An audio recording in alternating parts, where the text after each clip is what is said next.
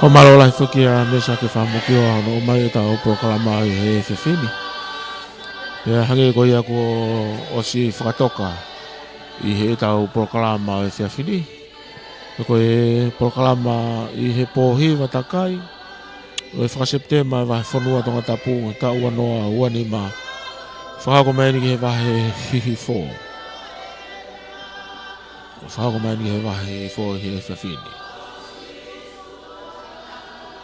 Kau whataate tau proklama hono tai lele i tahine kuini whehuho tonga kuini nanas pau.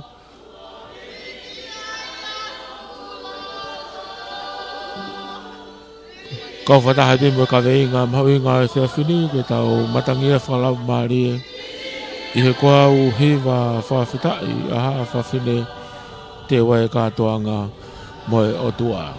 Sea o e whiawhini ko e tokoni purea ko e korisko ko e nusa lote. Whawhikau lot kalafi palaki.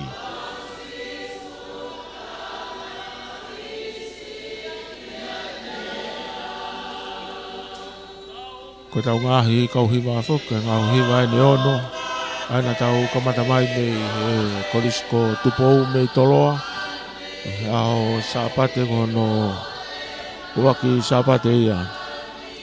O e hiwa i mahina September, hono tātana ki mohono whatahataha i mai. O e ngahi kau hiwa i he tolu i kuata o e tauni. Aina e kamata mai me wahai hahake.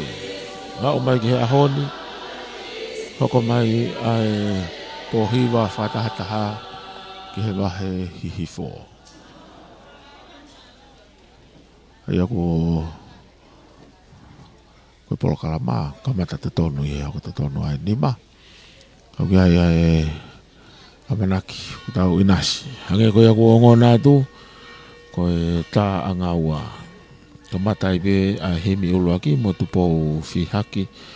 I he nima nge au tolongo fulma walo hemi, koe hemi ulu aki ia. Ko se au e polo tu whawhitai o e whiwhini. Ko whawhikau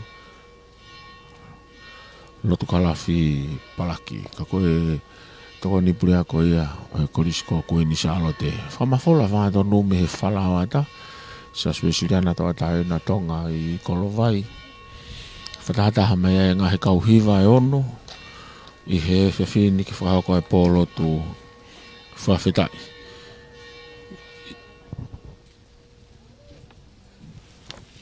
Ke tau lotu. O whakawhetai a mauloto ke tangata. He kua a whio ai kuini o e taloni ka koe kuini o tonga. Pea mo e siasi. Me aena hou eiki. Ka maa ha taki lotu. Pea kua katoa mai a ha whawhine. Ke hiki e mau whakalangi o tua i he hiwa. Ha ele mai lau maari e. O ke tā ke kina ki mau tolu. Ia whae mau lotuni i he wafa pe o sisu kalaisi.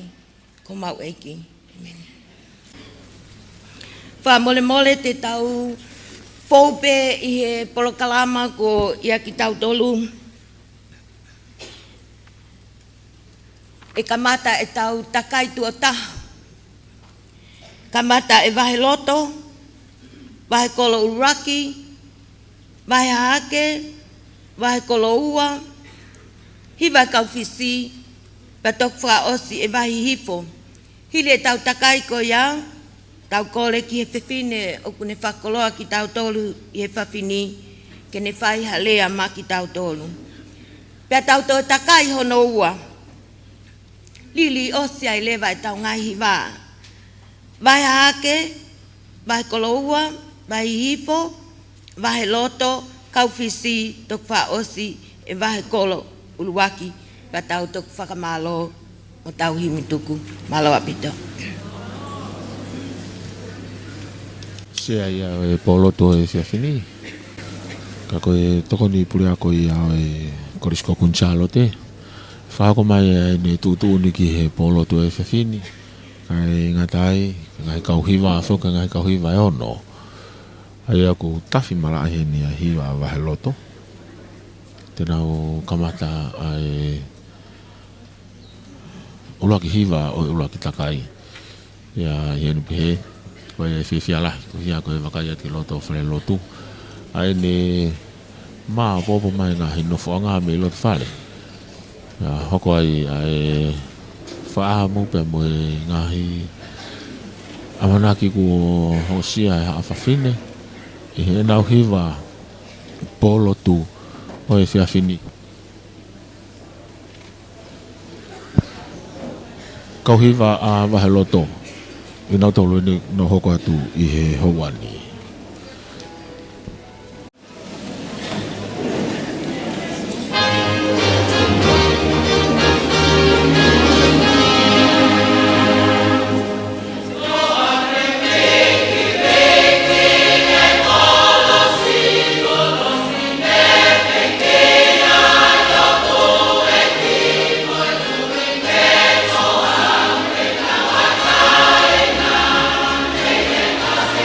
Yeah.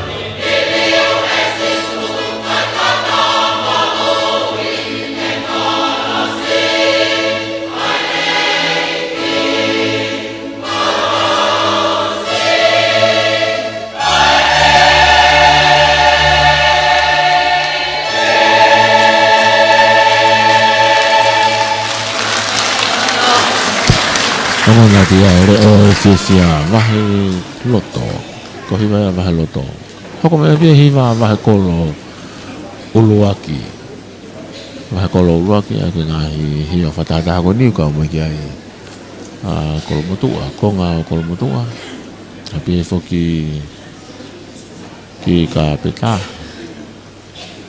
ngahi kolonia takatai hiva fikau ai ke Hawani mahe kolo uluaki sia fa fini na kau mai ko hia ko e failonga e tolu ikuata September mo e tariu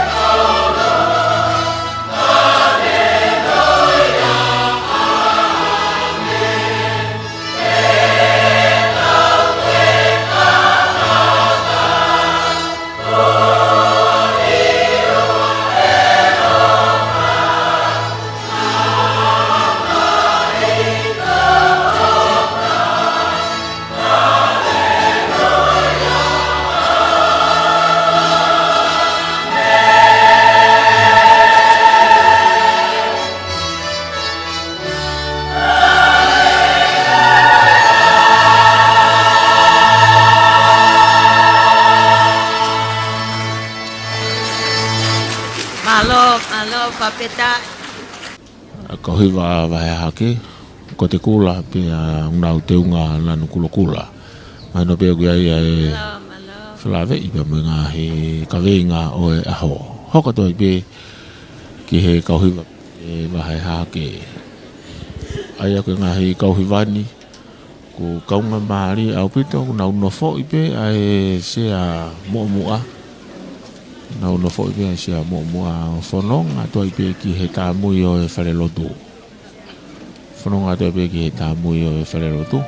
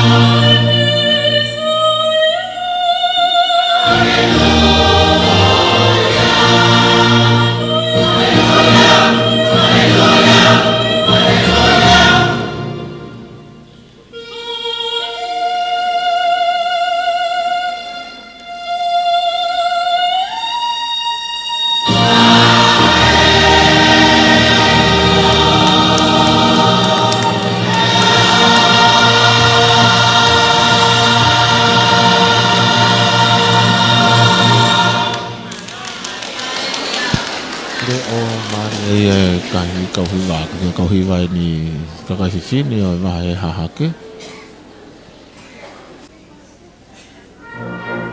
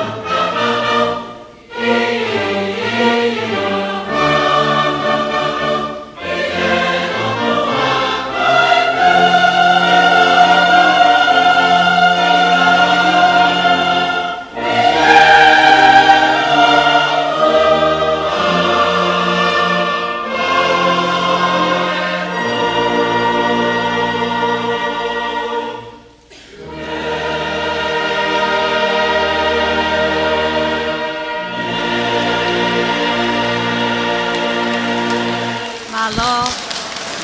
Le o mari vai kolo fika ua.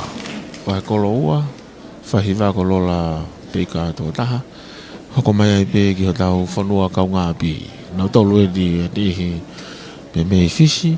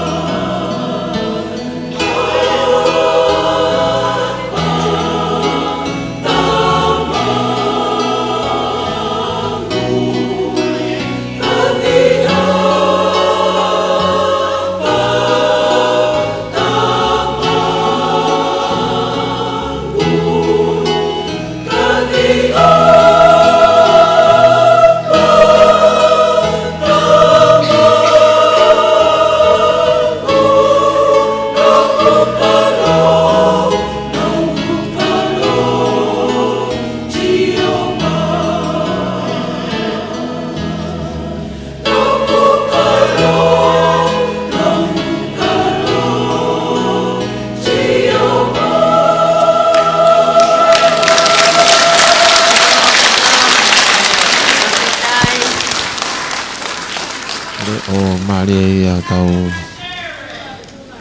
whātou whawhene ngā mahanga tolu si ngai whae me he whanua ka ngā api me fisi hiwa ai wahe ngā hihifo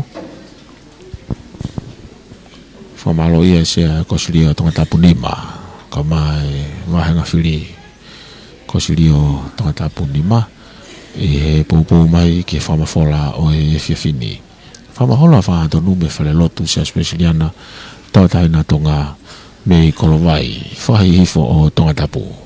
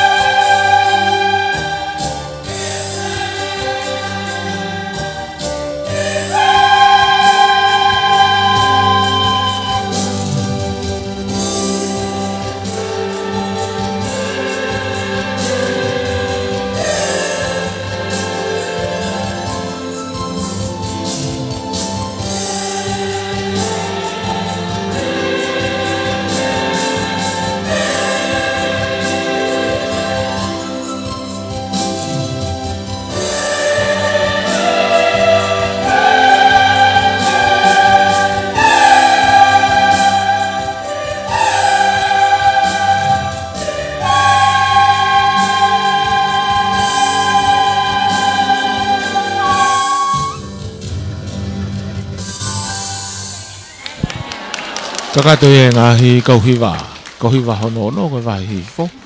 Hoko tai pia ki he rea mere pakrea ta taulanga. Tu ne iai ho o ui kehe. Ui me he loto afi. Ui ki ho o whanga pele ke nau lafi atu ai.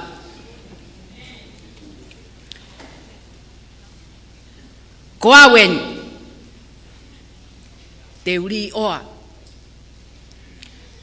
o whaipe ho o wholofola. Hiki tue o mawawa. Ai ke ongo ki mamani. Haka i he mea na e tala e angelo me langi. Haleluia.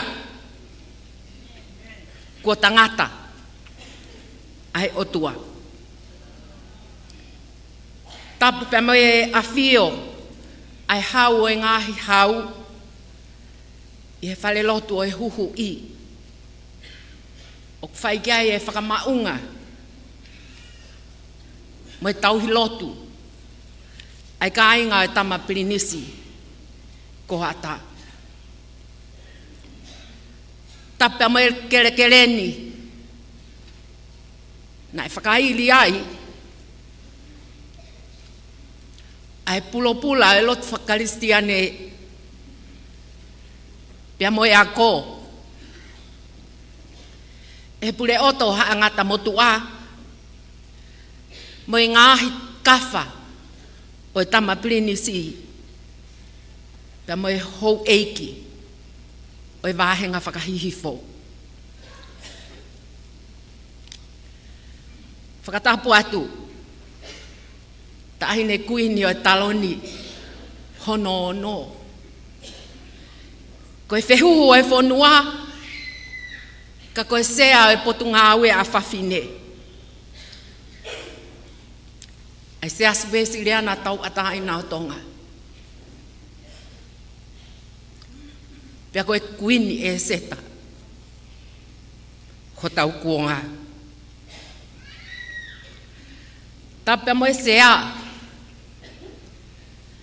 Tokon purea koe Kolis Queen Salote. Whai whikau Kristina. Lotu kalafi whinau palaki. Tala mo ka apui. Pea kou kore atu pāhulu mo whakauho. Hango fua. Keu whakamalu atu i he tala whakatapu kakato. Ko whai e he whai whekau sea o e whiawhini. Kai whakamonu e koloa o e whine mo tua tua. Mo ta e iloani. He kua auto e manu ki toku. I he whatongia, i he potunga au e ako e se asu e siriana tau ataina o tonga.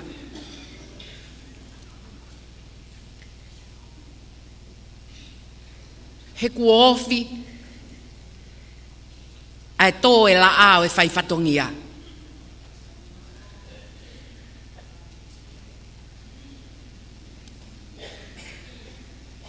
Pea o kou fia ai, mo whakawhetai lahi ki he eiki, he te lawe.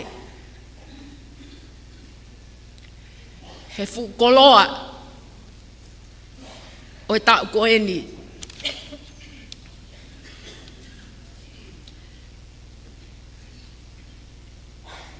O kou lawe i pē.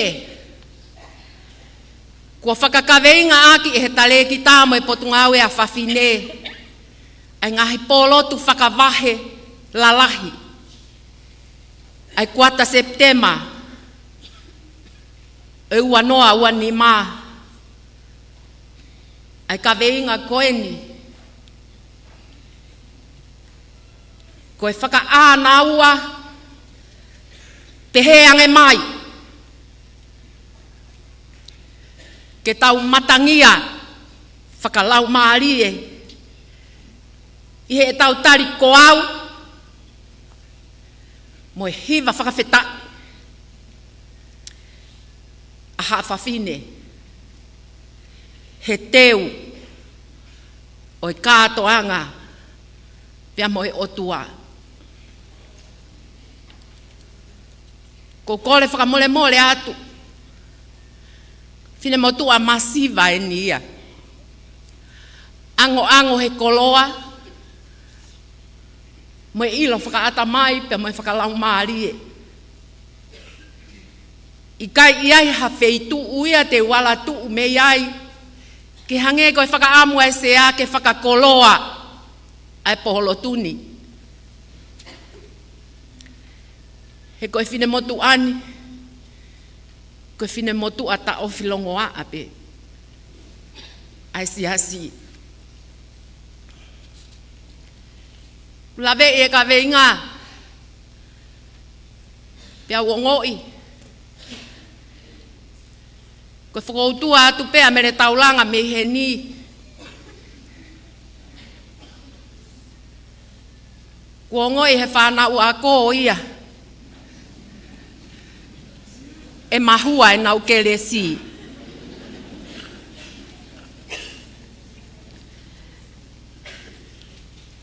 Ka kou whiua ia he wheinga. Ke vai hoku le o mo ongo whakalau maari e.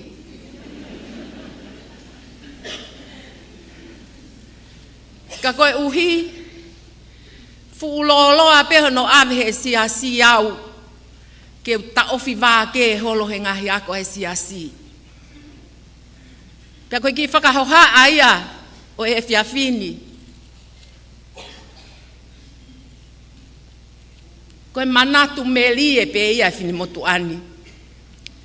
Ke hala whanonga, na aku whou mai ai. Koe toko taha whai ako, pe koe toko taha whai whatongia, i he siasi.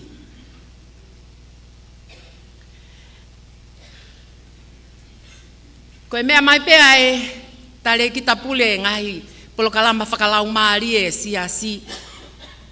Hange ko whao hake, o loto lahi. Tahine na whai mau, whiri se tuata he senta moritoni. Pea whakotu umai e he taha peo kau tale ki tā me mui. Whakotu ata mere taulanga. Pea u whakahoha ange. Talo e kulere mai o ngā au he senta moritoni. Koe kau se tuata, koe kau whai whekau. Kau whai whekau hoko. Pe koe kau whai whekau ako, pe whai whekau ahi. Pe ko hase tuata whakakoni wherenisi. Koe senta ia e koni wherenisi. Ko whanongo atu pe ki he leoe, tare kita whakalau maari e. Sai pea mere, ko hui o whatafulu. Winga ea kulotolahi he whiawhini. Tako e o aonga pe, ai tare niti tafulu i he ngā wea siasi. Ki mua pa whai e whakahoha a, o kou o atu hawhi e kau ngā mamahi, pe mo e kau whewhine o wahe hihi fo. Tō tau e taha o i kau whewhine, ma te aki o hiwa. Pena e whai ane awhi ko rivingi waka uta, tai paleti. Pea pehe ki he wahe haha ke, koe mole ai hoa e whai whekau o kolonga ua. Pea mo e whewhine, i he potunga ue a whawhine a fu amotu. Ko nā aumi whine whewhiaki me kolonga ua, pea mo Antoneti mo he loa ahio. Pea me i fua motu. Ko ngoi petahine, o ku tāu ke ulawe ki he kaukaunanga koe ni. He koe fu pōhiwa e ni. Ai kau whewhine. O e wāhenga tonga tapu.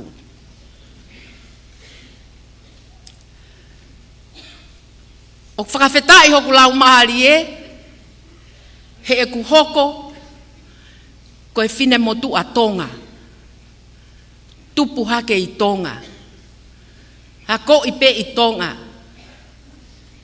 Pea mo ui i he koloa a tonga. Pa koe ua ki a i. Koe whine motu a tonga, o siasi we siriana tau ataina o tonga. O lawe he ngahi monu,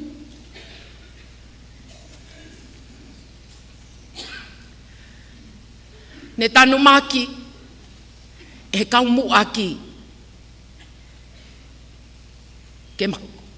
ke maufou ai. O amanaki ki he iku, ke he mo uita e ngata.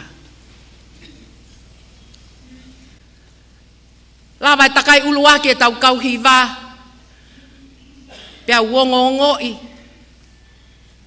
hange e mofu ike.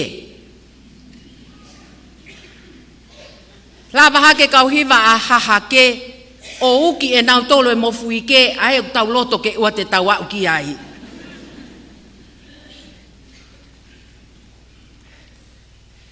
Toi tae hiwa hihi fō, paku hange koe laua e tangata eiki, sai pe, koe pe au kula pe uke ko hasu nami.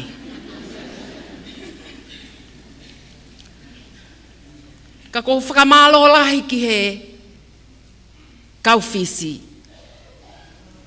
Ko ho o mou hiwa na e ongo mai soa. Pea na ane hanga o whakatoka maalie ai kamata hala mai ai fuive mo fuike ke ne veteki e tau polo tu. Whakalau maalie pea whakafolofola. Vinaka whakalevu. O kuiai e fo ilea pe ua o tokanga ki ai e fine motu ani i he kaweinga kua whakotu umai e he tale ki tā pia moe potungau e a whawhine.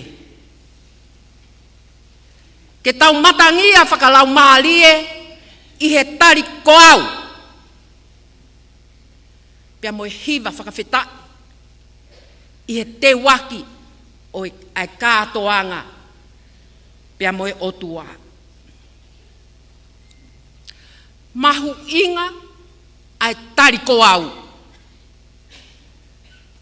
Fie lahe fine motu ani, he eku wako, he api ako, na e lahi taha pea e tari ui he mamani furi pea. Koe ofo pe he pongpongi, tari ui lotu. Koe ho ata tari ui loki ako. Pea na mau peheho mau loto, ha fua e tari ui mo whakamore taimi. Whakahino au he wholofola ko eni pea mo e kaweinga e potunga au e a whawhine. Ai mahu inga e tatari ko au. Ko awen. Na e ako naki i pe ki tau tolu, ka ui atu hataha, tari ko awen. Ka oku iai e taimia, he i kaite ke ko awen i koe.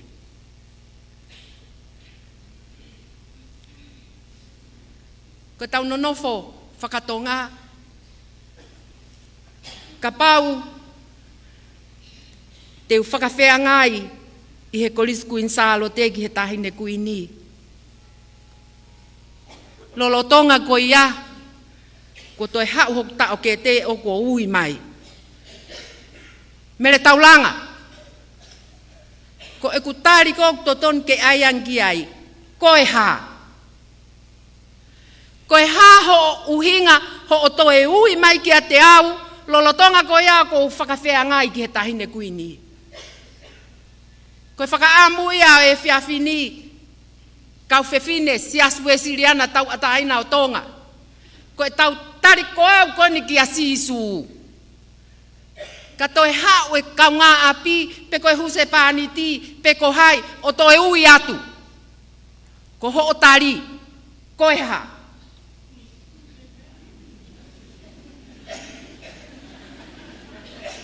Koe ha, o kuke toi ha wa ui mai, o ko whakawhea ngai au, ki he hao e ngahi hau. I he eku i he kolisi, nai mahu inga mea koe ni he tari ui. Ko hingoa koe, nai resi sita aki koe, e ui aki ai pe ia koe. A hingoa koe ia. Taimi koe nai hua e whine motu ani ki he kolisi. Na e tolu hoku hingoa ia oku. Na ku hua au ke hako loto loto, a tāpun siriva, hula lo ua ea pe. Hena ke o lava o si vihu. Pea li liu hoku hingoa ia oku. Ko mere alamaka taulanga. Ko hoku hingoa ko he tohi tau, ko pakireata taulanga. Ke ha mere iai. Pea whaka osi koe me he kolisi, te usivi whakapure anga, pea tohi lewa e au, mere, pakireata, taulanga. Ka oku kei pakireata taulanga pe hoku hingoa hoku tohi tau ia oku. Pea kou tui ko uhinga o kou taulanga e peke pa angangalo o taimi, ko uhi, ko eku hingoa tolu.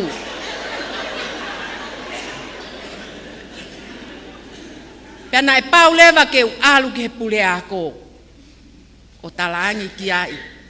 Ko mere alamaka, mo mere pakireata taulanga, mo pakireata taulanga, ko foi sino pe ta. Kana iai pe u hinga, whakawhaamiri pe, na uhinga na si iliriu tu olahi ai hoku hingoa. O liriu pe amu aka keke liriu e whakaiku.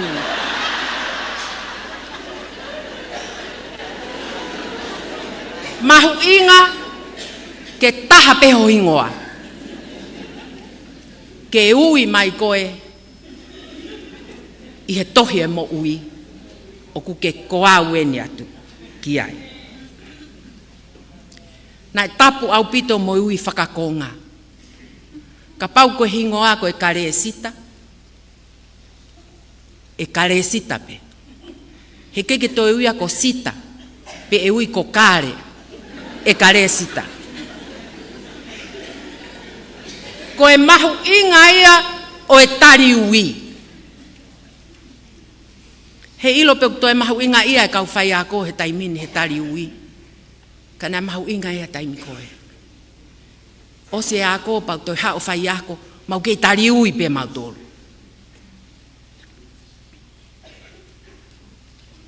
Ko awen te uri oa. O whai pe ho folofola. Ko hiva whakawhetai. Ko tau tolu tō ngā, ko tau wanga au pito ki tau tolu he whakawhea ngai. Ki he whare o tūpo u, pia mo hou eiki ho tau ngāhi kolo. I he tau ngāhi whaiva whakame i te. Ko hiva whakawhetai pau ke whai a kia loto lelei. Loto hanga maarie. Whai a kia loto hounga. Koe uhi kai me ite tama i loto tatau. Ko wakai atu ki he hiva hahake, kulawa hake hoai, whai whekau pule a kolomotu amo e ne folta hiva o tu o hiva. Ko toi wakai atu, ko ne folta hiva nau fo o hifo ia. Ka koe uhi maa whana ia ke kau he hiva. Ke whai e whakawhetai. Pamo whaka me ite. Ki loto tatau. Koe kātoa ngā o kai sola ki ai hatonga ia. Taha pe tau mu ai kātoa ngā. Ke me ite ai hau e whanua. kauhiva eiki, oi hou eiki whawhine, oi sias wesiliana tau ataina o tonga.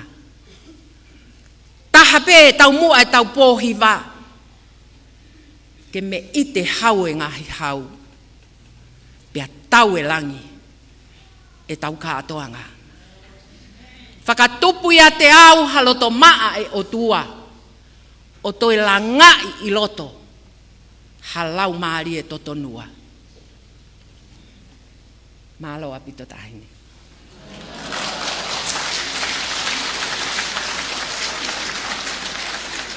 Koe whiawhini, ka koe mere pakiriata taulanga, koe whaiako, koe toko di pure, I he korisko kunsalo te ngai taulahi. Hoku hoko mai ni o ne whaiwhatongia, I he ofisio siasi, siasi wesiriana tau ataina o tonga. Hoko mai e peke ngai kauhiwa, hoko mai koe takai e ni hono ua, ai e hoko mai e hiva a wahe hahake. Kauhiwa ina wahe hahake, na tol tena hanga o kamata I takai hono ua. I he vilo atu koe ni whakawha whapite te teu o e kakai whiwhine, nau te unga kula, na tol koe au nau te unga hina, au nau awhi kula, pe ia moe ko te lanu kula kula whoki. Whamawhola whangatonu, whalelotu siaswesirana tataina tonga kolovai.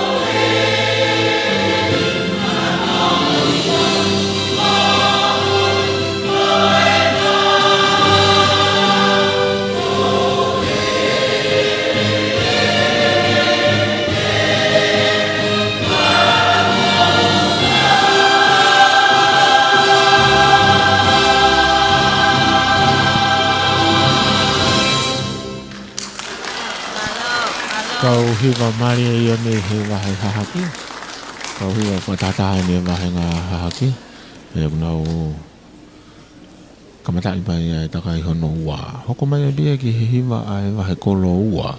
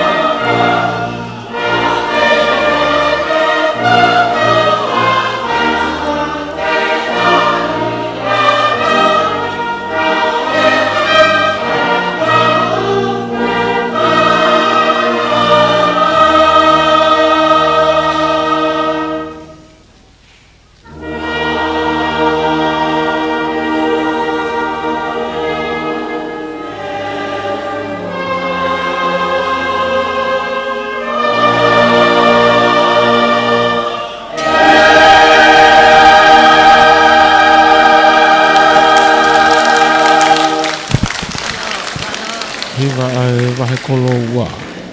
Hiva whika ua e takai hono ua. Vahe kolo ua. Nau hiva ko i viki. Whahiva lola tōtaha.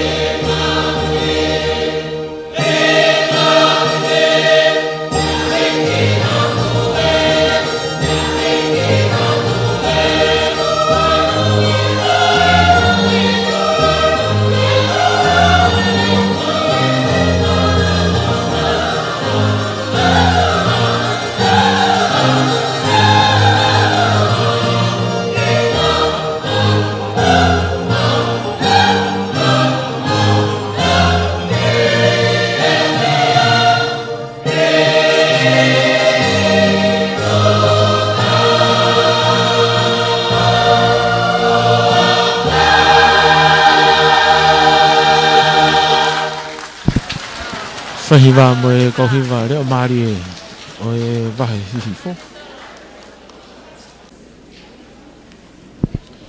Whamore more. Hoko mai e beke hiwa ai kau fisi. Ai ako e kakai whiwhinin mo tau whanua kau ngā pi me fisi. Nau tolo neu nau hoko mai i he lolo tongani. Ai ako e tuko neu hūmai ngai kauhiwa me loto whare kai whawhanua atu e hongo kauhiwa ko i au kutoe. Ula wikani nai ma puni puni au kuita no whanga.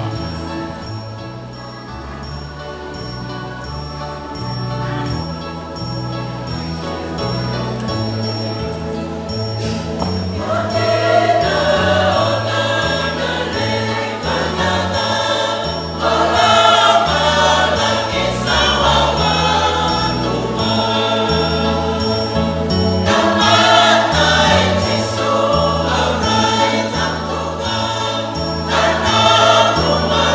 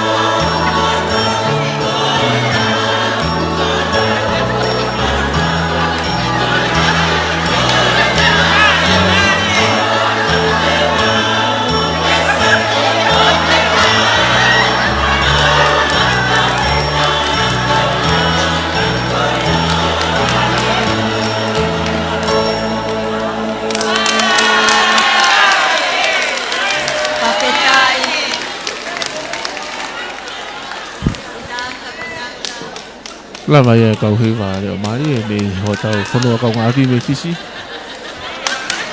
E unau hōma ki nau tolu kai whanatunga whuatu ai kau hiwa ko ia o wahe loto. Pate whoki wahe kolo ulua ki. Ki he loto saione, loto whare lotu o siaswe sibiana tau atai na tonga o kolo vai.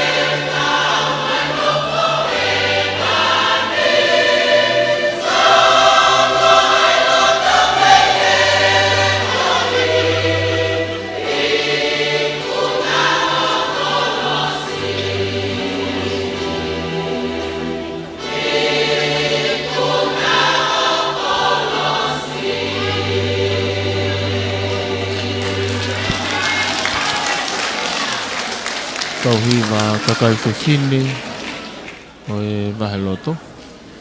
Whatataha e kau hiwa me wahe loto kau kia ia pēa ko tō mololo. Ke whoki ki ko ngā o hate iho. Matarik whisi pia mo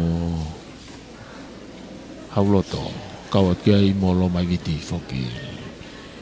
Koe kau hiwa whao se takai hono ua. vai kolo fika uluaki. Vai kolo fika uluaki kau kia ia kolo motua, kapeta, tufuenga, halawa ve menga kolonia. Vai ngā kolo motua. Nau tātuku e takai honoua, i he pohiwa whawhetai. Mo e whamalo ia e kuata Septemba ta ua whemaua ni mā.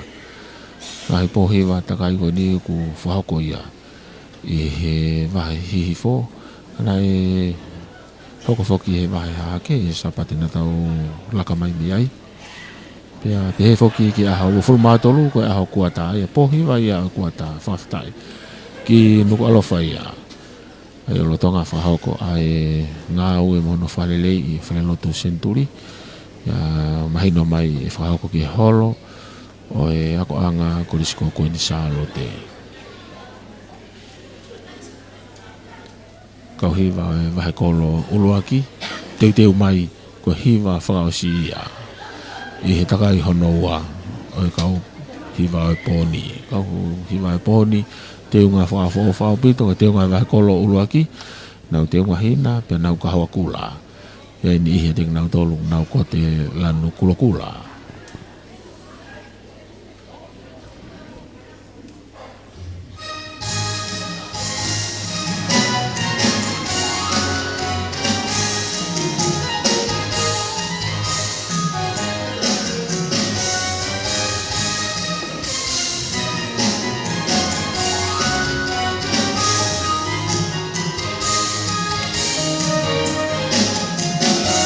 Hey, hey, hey, hey, hey.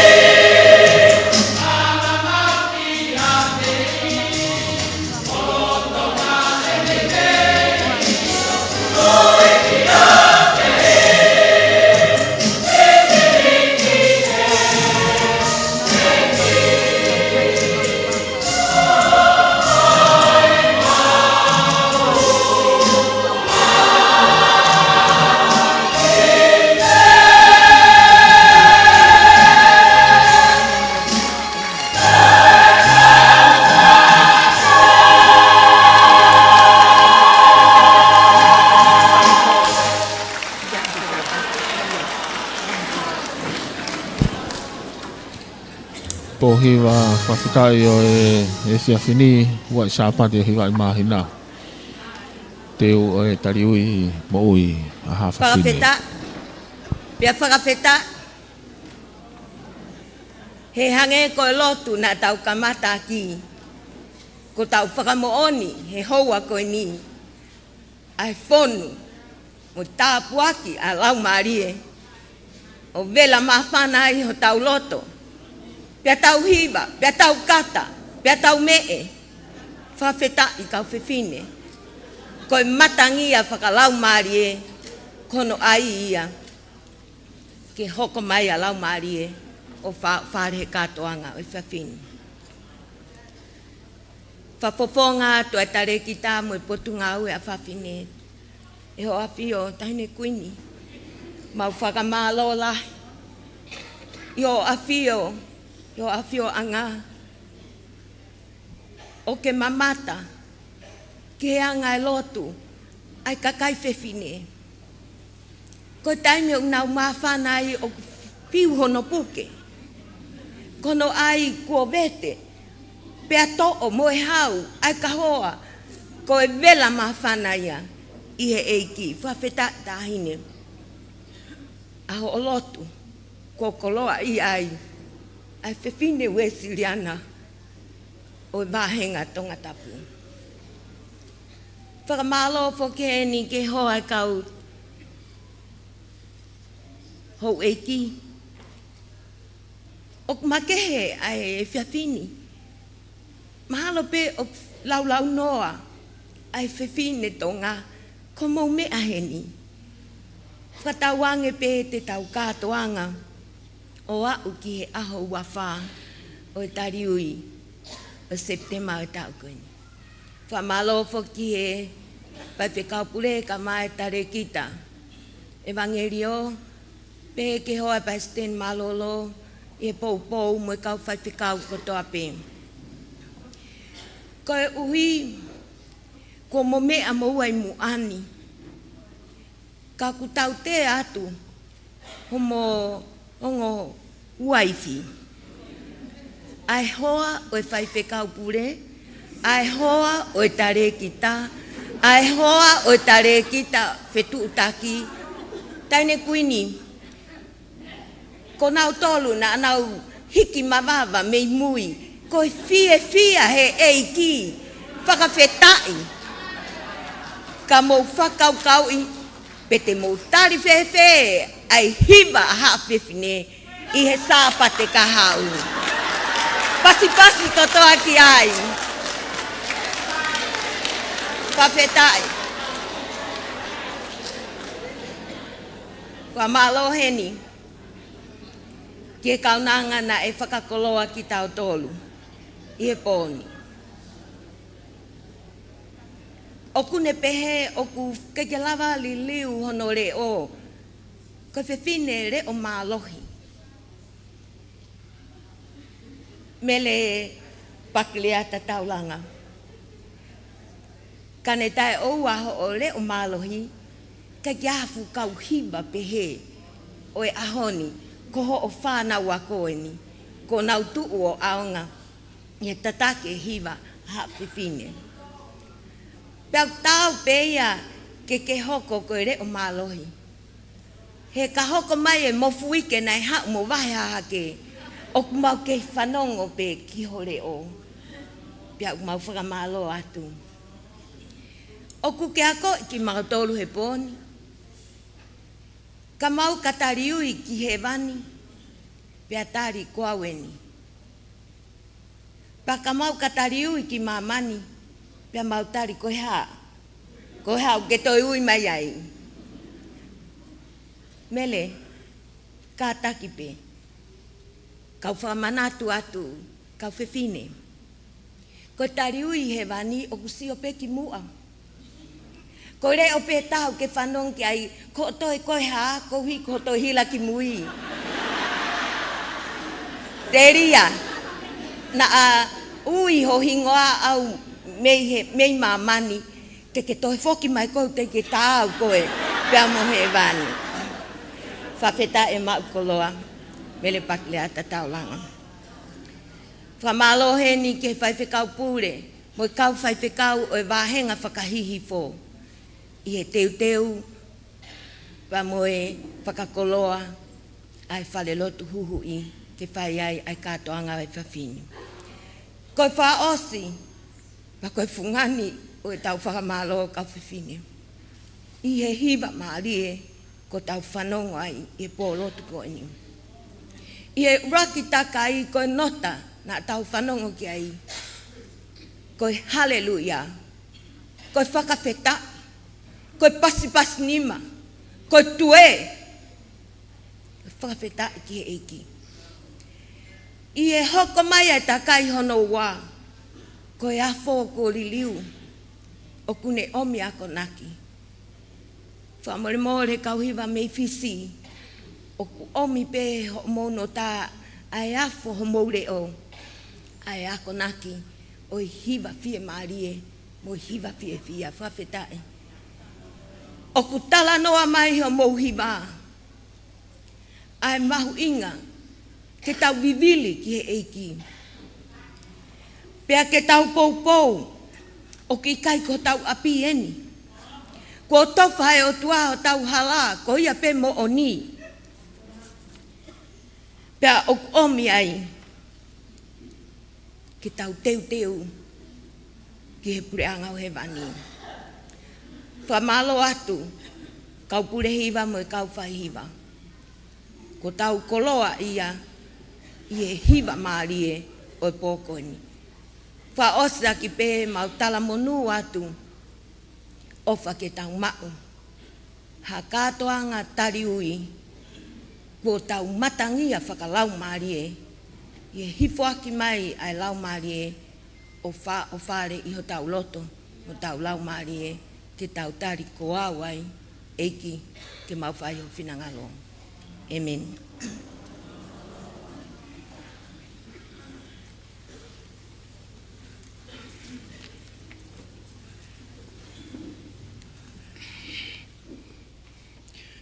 Ko e wholawholahimi, e whakaosi ake a kātoanga pōhiwa whakawhetai o e whiawhin. Kono nima ngau mā nima o himi, nima noa nima, ka taka mo mea hake tau hiwa.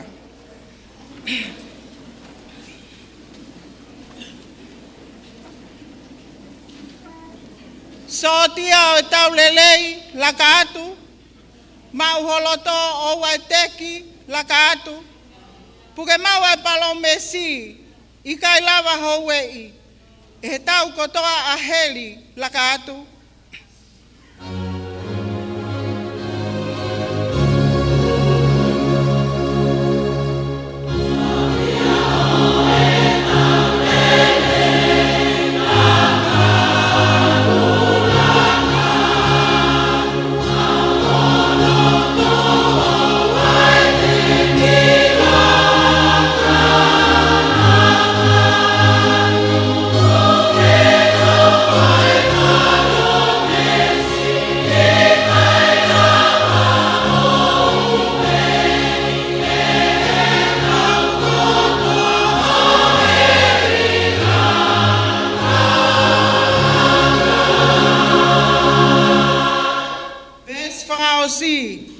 O kuke mei ilifia, laka atu. O kuke mei ongosia, laka atu. Mui he sikai nā, lafi ki he pou a whina, ko yangi ai peia, laka atu.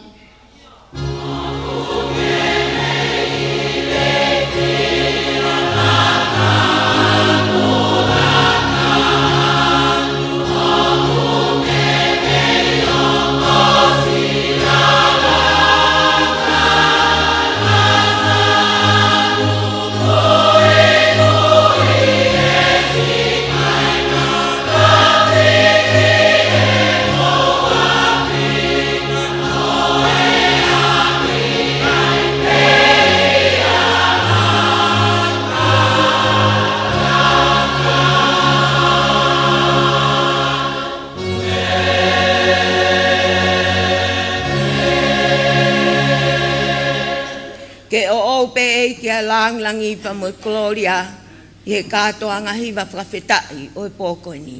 Pia koe Kristo tau eiki ko sisu kalaisi. O whae o tua koe tamai.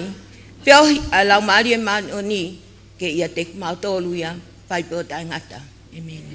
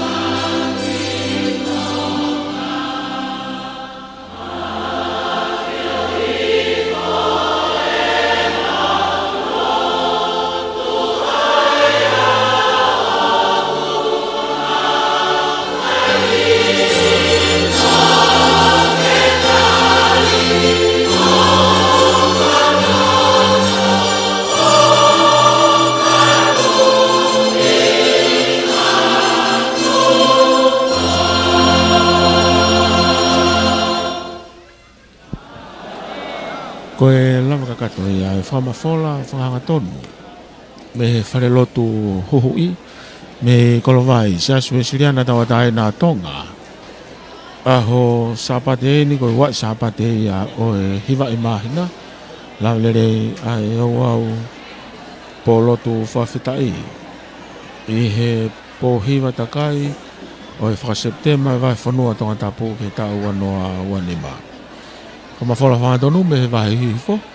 Matunga ia i heanga lelei a se a ko sirio pe ki he ko sirio tonga tapu nima. Ke au tonu at ke ngai lotu whare hano kātu kātoa. I he o tonga ni pe whake ot murena he tau live stream. .com FM 87.5 broadcasting. Whamalo ia whake o kauhua ngau e he whiawhini. Me sa ke whahamoki oa. Tonga e tau retio pe ki he ki a ripate ki sina. Tāna ke ngahi ata ke o atu he tau live stream. Whamalo lai whake tau whaita pita takafua. Moe amanaki pia ku wongo lelei pe au taklere atu he ata ai tau whamafola me whare lotu hui me kolovai. Kua u whirisonu whiringa nofo, malo pito mo mea mai ka mo mea.